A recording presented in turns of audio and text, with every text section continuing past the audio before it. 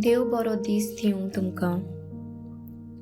बापाचे, पुताचे आनी पवित्र आत्म्याचे नांवीन आमेन.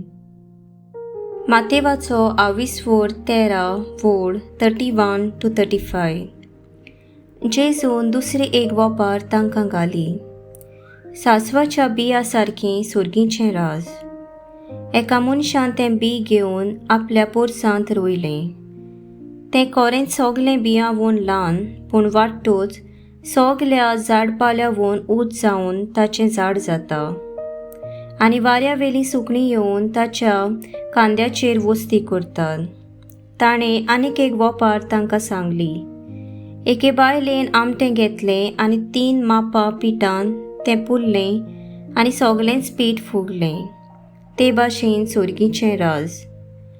जेजून वोपाऱ्यांनी सोगल्यो ह्यो वस्तू पोरचेक सांगल्यो आनी वोपाऱ्यां बोगोर तो तांचे कोडे उलयनासलो. वोपाऱ्यांनी उलयतलो संवसार रोचलोल्यांक गुपीत आसलोल्यो वस्तू उक्त्यो करतलो. अशें प्रवाद्यान भाक्ती करून सांगलोलें तें खरें जालें. सर्विस्पराचें उतर. सर्विस्पराचो व्हड उपकार.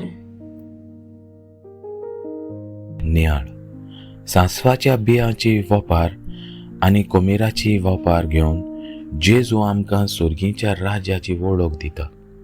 संवसारांत जितलीं आमी ल्हान जाता तितलीं सांसवाच्या बियां सारकीं ल्हान जाता.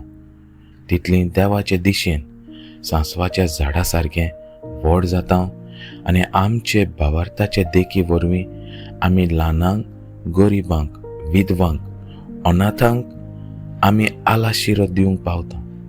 आनी कोमिरा सारकी फुगलोल्या पिठा सारकी दुसऱ्याच्या जिवितांत खुशालकाय हाडटा.